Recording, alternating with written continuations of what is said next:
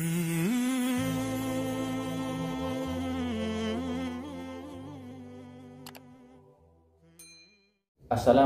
warahmatullahi wabarakatuh. Bismillahirrahmanirrahim. Alhamdulillahirabbil alamin.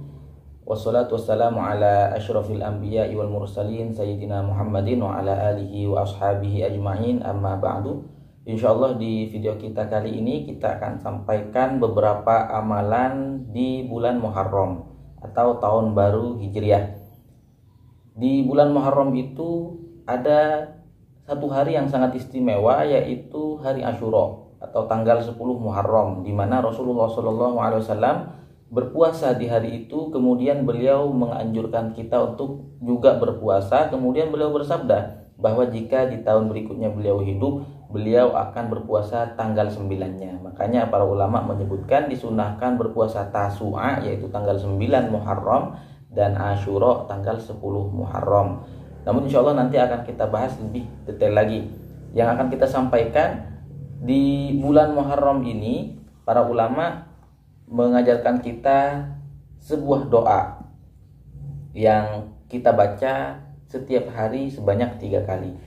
Doa yang akan kita baca ini, yang akan kita amalkan ini, disebutkan di dalam kitab Kanzun Najah was Surur karya Al-Imam Abdul Hamid bin Syekh Muhammad bin Ali Qudus, salah satu guru di Masjidil Haram, dan beliau adalah murid dari Al-Imam Syekh Ahmad Zaini Dahlan, yang mana Syekh Ahmad Zaini Dahlan ini adalah mufti Mekah di zaman beliau, ulama terkemuka, ulama yang subhanallah. Dan insya Allah doa ini, sebagaimana beliau mendapatkan keberkahan dari doa yang baik ini, juga insya Allah kalau kita mengamalkan, kita juga akan mendapatkan keberkahan dari doa ini. Beliau mengatakan, pengarang kitab ini mengatakan bahwa ma yutlabu an yuqala fi kulli yaumin minal ashril awal minal muharram. Doa yang dianjurkan untuk dibaca setiap hari di 10 hari pertama bulan Muharram. Qala syekhuna wa syeikhu masyayikhina al-madhkur, yaitu Imam Zaini Dahlan mengatakan, agar kita terlindung dari setan dan pengikutnya sepanjang tahun, maka kita membaca setiap hari di 10 hari pertama bulan Muharram, yaitu 3 kali dibacanya doa ini. Mari kita aminkan. A'udzubillahi minasyaitonirrajim. Bismillahirrahmanirrahim. Alhamdulillahirabbil alamin. Allahumma shalli ala sayidina Muhammad wa ala ali sayidina Muhammad. Allahumma innaka qadimun wa hadzal 'amu jadidun qad aqbal wa sanatun jadidatun qad aqbalat. Nas'aluka min khairiha wa na'udzubika min syarriha wa nastaghfika fawataha wa syughlaha. Farzuqna al-ismata minasyaitonir rajim. Allahumma innaka sallatta 'alaina aduwan basiran bi uyubina wa muttali'an ala auratina min baini aydina wa min khalfina wa an aymanina wa an syama'ilina yarana huwa wa qabiluhu min haitsu la narahum. Allahumma ayishu minna kama ayastahu min rahmatik wa qannidhu minna kama qannattahu min afwik wa ba'id bainana wa bainahu kama hulta bainahu wa baina maghfiratik innaka qadirun ala dzalik wa antal fa'alu lima turid. Wa sallallahu ta'ala ala sayyidina Muhammadin wa ala alihi wa sahbihi wa sallam. Alhamdulillahirabbil alamin.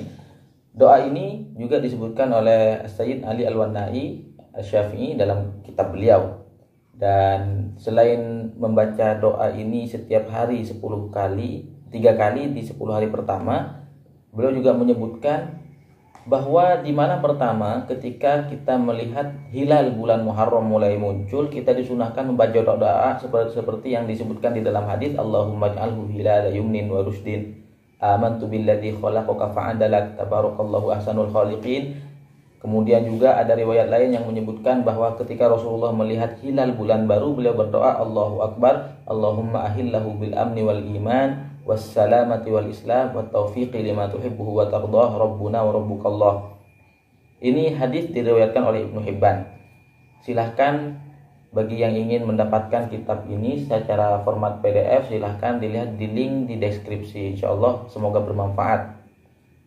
Kemudian juga ada di dalam Sunan Abu Dawud, kitab hadis Sunan Abu Dawud, Rasulullah bersabda, hilalu khairin urusdin amantu biman khalaqaka. Ini adalah doa Rasulullah ketika kita melihat hilal bulan baru. Kemudian juga para ulama menyebutkan setelah kita membaca doa melihat hilal, kita membaca surat Al-Muluk atau surat Tabarok, karena surat Tabarok ini adalah surat yang menjadi salah satu penyelamat. Makanya Imam Subki mengatakan bahwa rahasia di balik itu kenapa kita membaca surat Tabarok, karena ayat Tabarok itu ada 30 ayat, dan ini sama dengan jumlah hari dalam sebulan. Insya Allah sejumlah ayat itu, maka sebesar itu juga insya Allah Allah akan melindungi kita dari setan. Artinya selama sebulan kalau kita membaca doa ini di awal bulannya, di malam pertamanya, insya Allah selama sebulan kita akan mendapatkan perlindungan dari Allah Subhanahu wa Ta'ala. Kemudian di sini disebutkan oleh beliau, di bulan Muharram ini ada hari Asyura, yaitu tanggal 10 Muharram. Yang jelas kata beliau, salah satu amalan di bulan Muharram bahwa di malam Asyura kita disunahkan untuk menghidupkan malamnya dengan beribadah kepada Allah Subhanahu wa Ta'ala. Ibadah ini umum, bisa dengan sholat, membaca Al-Quran, berzikir, bersedekah, ataupun bertafakur, misalnya menuntut ilmu, belajar, dan seterusnya. Yang penting itu adalah amal ibadah, maka itu termasuk menghidupkan malam di malam Asyura. Ini sangat dianjurkan oleh para ulama dan juga dianjurkan oleh syariat Islam. Kemudian juga ada beberapa amalan yang beliau sebutkan, beliau kumpulkan dari beberapa sumber, bahwa di hari Asyura ada sekian amalan. Salah satunya sholat, puasa, silaturahmi, sedekah, mandi. Di hari Asyura ini mandi. Kemudian al-iktihal, artinya memakai sifat celak. Kemudian berkunjung kepada seorang alim, menjenguk orang sakit, mengusap kepala anak yatim, dan memberikan nafkah yang lebih kepada keluarga.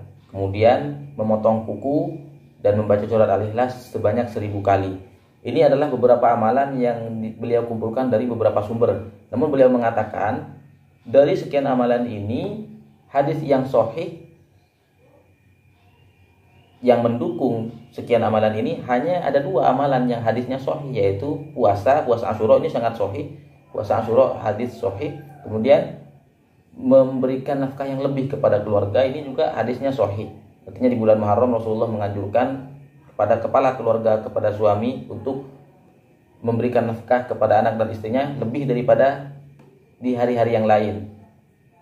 Tapi amalan-amalan yang lain seperti membaca surat Al-Ikhlas 1000 kali, atau misalnya memotong kuku di hari Asyura, ini hadisnya banyak yang dhaif dan banyak yang palsu.